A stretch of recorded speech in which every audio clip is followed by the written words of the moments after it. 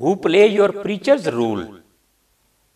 برق طبعی نہ رہی، شعلہ مکالی نہ رہی. Nor kindling accents from their lips reveal the flaming soul. رہ گئی رسم اذاں، روح بلالی نہ رہی. اذان yet sounds but never now like Bilal's soulfully. فلسفہ رہ گیا، تلقین غزالی نہ رہی.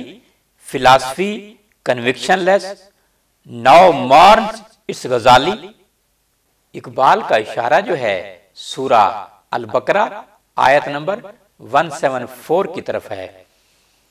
ان الذین یکتمون ما انزل اللہ من الکتاب ویشترون بہ ثمنا قلیلا اولئک ما یاکلون فی بطونہم الا النار ولا یکلہم اللہ یوم القیامۃ ولا یزکیہم ولہم عذاب علیم.